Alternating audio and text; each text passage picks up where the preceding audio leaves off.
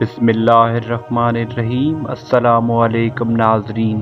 मोहतरम नाज़रीन, आज हम आपके साथ शेयर करने जा रहे हैं एक ऐसा वाक़या जिसे सुनकर आपकी आंखों में आंसू आ जाएंगे।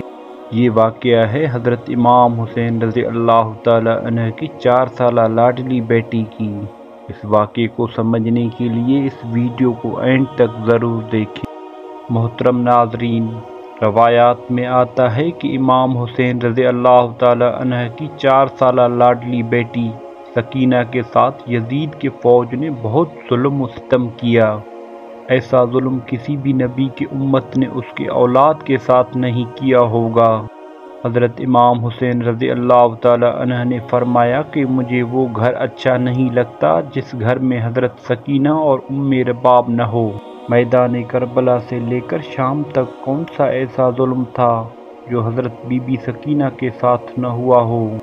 हज़रत सकीना को अपने बाबा हज़रत हुसैन रज़ी अल्लाह तआला अन्हु से बहुत ही प्यार था और 4 साला बच्ची को सईदा ज़ैनब के हवाले कर देते हैं। सईदा ज़ैनब और सईदा उम्मे कलसूम और तमाम अहले हरम इमाम हुसैन से लपट कर रोने लगे। इमाम हुसैन रज़ी अल्लाह तआला अन्हु की शहादत पर एक क़यामत का समा आ गया। बिला आखिर इमाम हुसैन रज़ी अल्लाह तआला अन्हु अपने घोड़े पर सवार हैं। यजीदी फ़ौज में ये हिम्मत न थी कि वो आप रज़ी अल्लाह तआला अन्हु का मुकाबला कर सके। यजीदी फ़ौज में ये हिम्मत न थी कि वो आप रज़ी अल्लाह तआला अन्हु का मुकाबला कर सके।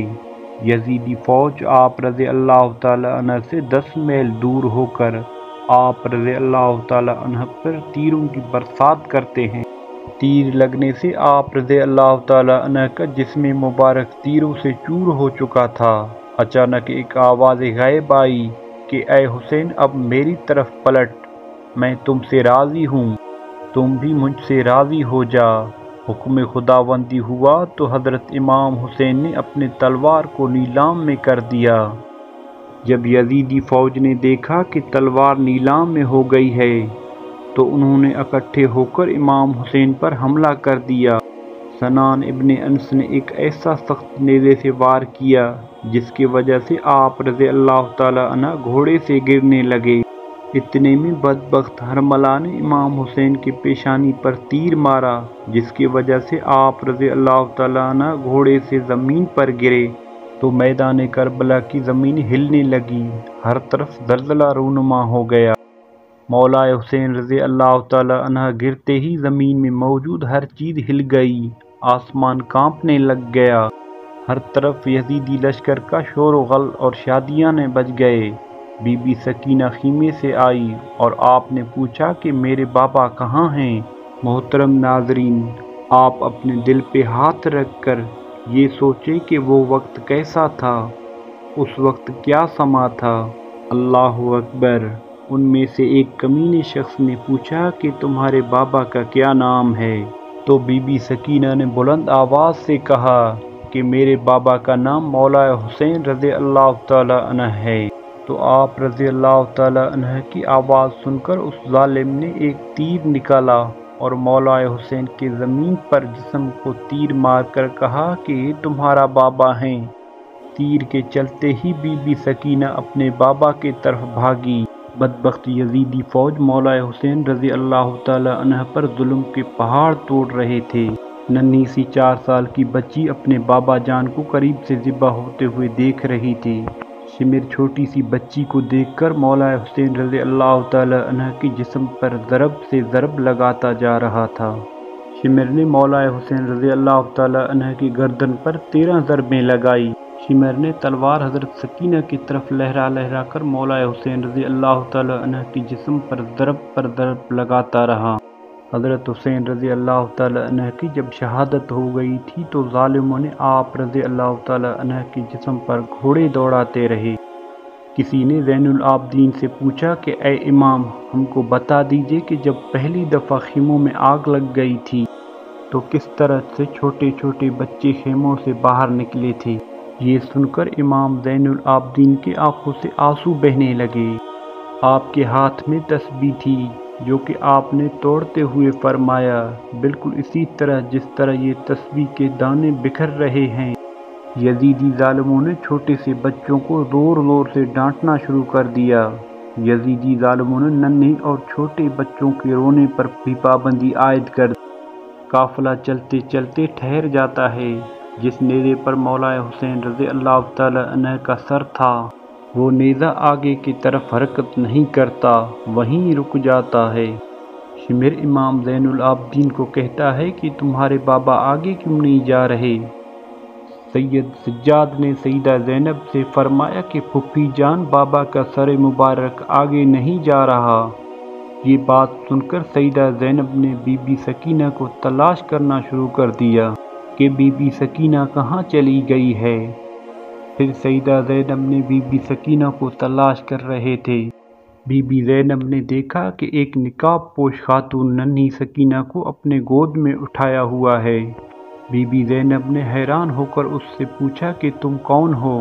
جب سے ہم کو قید کیا گیا ہے، ہم سے کسی نے بھی ایسا رویہ اختیار نہیں کیا۔ اللہ اکبر! اس نے جواب دیتے ہوئے اپنے چہرے سے نقاب ہٹا کر کہا کہ میں تمہاری ماں بی بی فاطمہ ہوں۔ یہ سن کر زینب بھی اپنی ماں کے گلے لگ کر رونے لگی۔ زینب بی بی سکینہ کو لے کر واپس آ گئی۔ یہاں کچھ روایات میں ہے کہ جب شمر کو پتہ چلا کہ قافلہ بی بی سکینہ کی وجہ سے رکا تھا، تو اس نے ایک کوڑی شہزادی سکینہ کو سزا کے طور پر مارا۔ شمر کمینے نے 4 سال کی بچی کے ہاتھ باندھ کر اونٹ کے پشت پر بٹھا دیا اور کہنے لگا، مجھے انعام و اکرام لینے کے لیے یزید کے دربار میں جلد سے جلد جانا ہے۔ میں نے ہی مولا حسین رضی اللہ تعالی عنہ کا سر قلم کیا ہے۔ شمر قافلے کو لے کر یزید کے دربار شام میں پہنچا۔ اس نے کہا کہ پیچھے کون ہیں؟ یزیدی فوج نے کہا کہ یہ علی رضی اللہ تعالی عنہ کی بیٹیاں ہیں۔ پھر یزید نے پوچھا کہ یہ چھوٹی سی بچی کون ہے؟ یزید کو کسی کمینے نے کہا کہ یہ بی بی سکینہ ہے، یہ مولا حسین کی بیٹی ہے۔ سکینہ دربار یزید میں اس طرح کھڑی تھی۔ دربار یزید میں کھڑی سکینہ نے پاؤں اس طرح سے تھے کہ ایک پاؤں اوپر ہوتا تھا تو دوسرا نیچے ہو جاتا تھا، دوسرا اوپر ہوتا تو پہلے والا نیچے ہو جاتا تھا۔ بی بی سکینہ کو اس حالت میں دیکھ کر یزید نے پوچھا کہ تم اس طرح کیوں کھڑی ہو؟ بچی نے کہا کہ تمہارے فوجیوں نے ہماری یہ حالت کر دی ہے۔ یزید نے اپنے فوج کو کہا کہ رسیوں کو کھول دیا جائے۔